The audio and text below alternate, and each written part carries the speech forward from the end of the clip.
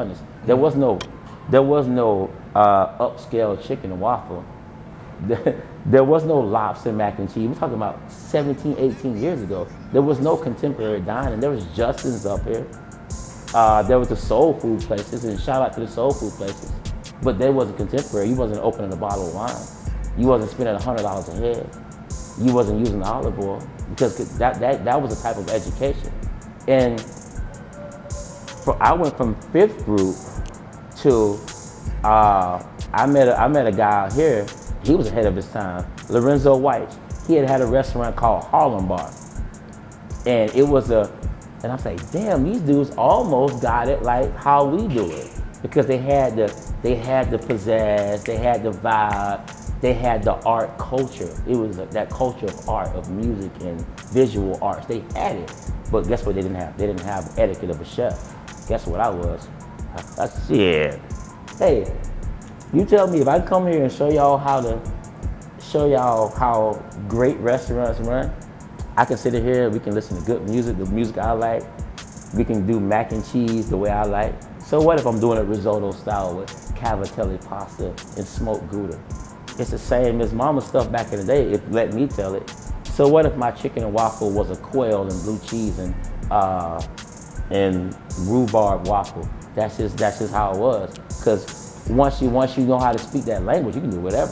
Once you have education, there's nothing you can't do. So me running into black people in this city, that was the best thing for me. It's the best thing for the city. It's the reason why you got BQEs and Rock South and Sweet Food Lounge and Cafe Circus, you know. And I'll never say anything about the Justin's brand, but before I got here, that was the mark, to be like them. And that, to me, that was an upscale soul food.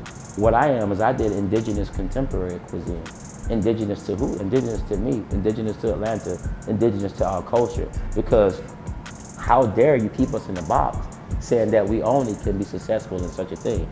You know, I had learned all this stuff, and me giving that same etiquette and education to black people, that changed the game for me. I don't say I think, I know it changed the game for Atlanta. And when we opened Rare Soul Tapas, I don't know if you guys know anything about Rare Soul Tapas. It was a restaurant we did. It was right before tapas really got kind of like mainstream. It was like 2005, 6, 7. We opened a place called Rare Soul Tapas, and oh boy, what happens when you take some black artists visually and you mix them with a chef like me? Well, to me, you got, to this day, one of the best restaurants that's ever been in the city. It was the reason why had no black restaurants ever been on the Food Network. Food Network, boy, stop. We're not putting collard greens on Food Network. But when I did it with Swiss chard and escarole and stuffed it inside of a pot sticker, before they were doing these egg rolls out here, that's disgusting. When I was doing it like that, using that pot, looking for a ponzu, because I knew so many techniques and styles of food. Yeah, you can get on it then. You want to be on a Rachel Ray show? Yeah, you can get on it then. You want to be out here doing it big? You want to be on the front of Atlanta magazine? Yeah, you can do it then. Because one thing they couldn't take from us was our education. And you couldn't read a menu that I wrote and not know. Sometimes you can see me and talk to me and hang out with me at the club, but when you see how I write a menu, you can't be like, oh shit, this nigga know what we're talking about. And so that was my thing with Atlanta, man. Getting here and being able to merge with black people, I thought it was great for me and my family, but at the same time, it was great for the city of Atlanta, because before me, there was nobody like me. And now, there's a lot of us, because to be able to see it done, it's not about me. I'm just blessed enough to be somebody first. It's because now that we have Atlanta Breakfast Club here, I mean, how many boutique breakfast restaurants do you have in Atlanta, Georgia now? Well, way more than you used to have 5 years ago. Yeah. Because, you know, I know I came to this city. I know why I didn't randomly come here. I came here because I was drawn here by energy of people like me. And so my job was to get into the city and teach restaurant etiquette. And 6 restaurants later now, you know, we're still doing restaurant etiquette, but my job ain't a chef no more. I'm not building plates, I'm building restaurants. And so that's taking another skill set for me. So I'm going back, I had to go back to school in sociology to learn how do I create a team of people that are already amazing at what they do. They just need one thing from me, it's to remind them every day. That's my job here, really. You know, everybody's like, man, how do you have such a great team? You have blah, blah, blah. Like, you think I made people at this restaurant good at their job? No, they were good at their job before they walked in this door. They never would have been here. What I do is remind them, hey, you're good at your job, just so you know. So that's why you should be such a way. And being here for what?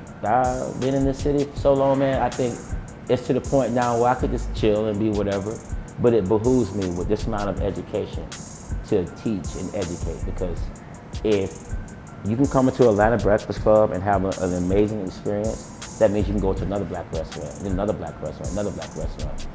In case you don't know, we have this reputation of having awful service and etiquette in black restaurants. Don't have to be that way. We just decided to do that. Same way with music. We decided to go that route. We didn't have to, you know. So before you left Florida and you came to Atlanta, there had to be something else there to make you take that leap of faith. Was it something, your resting spot? Because that's where you was comfortable at. Yeah. And take that leap of faith to come to Atlanta to make some things happen. Was there something particular there? It was opportunity, man. You know, Apalachicola, we have a population of under like 2,000 people. You know, there's only 4 or 5 jobs for all of us. You know, there's only so much beach I can do. There's only so much riding around I can do. At the end of the day, how am I going to provide? Because my mother raised us to do more than just the norm. She's always been an overachiever, you know. Was there another force there besides your mom that helped you, that motivated you? Another motivational force? Yeah, you know, I'm very family oriented. She was just my rock. You know, I was raised by my stepfather. That's the first time I ever called him that, just to be technical. You know, but he was a busy man as well, you know. He lived in 2 states and was trying to juggle step kids and real kids and stuff. So watching, I tell folks all the time, that's where I got my work ethic from. My mom taught me to be savvy. You know, my father showed me how to work hard. You know, but without savviness, you just work till you die. You have to have some. That's the educational component in working. Why are you working so hard? If you're gonna work so hard, make it for something. That's what my mom taught me. So I'm always gonna reference back to her, because that was always my number one consultant when it comes to how I should move and things like that. So, well, when looking at getting into Atlanta and coming into this city and starting to teach the etiquette concept and coming up with different aspects that you can teach them about bettering their businesses, what was one key thing? What was one key place that you went that really put you in a place where you said, this is really what I need to be doing here in this city? What was one, is it a place that stands out overall? An actual restaurant here? Yeah. Let's see, you know what? Oddly enough, the first Cafe Circa, and it's a nightclub now, but it used to be a prestigious restaurant. But what I did appreciate about those guys, Kevin and Randy, their names were, what I did appreciate them, they showed another side of black. You know, because we're quick to think that all of us are the same. We're so diverse.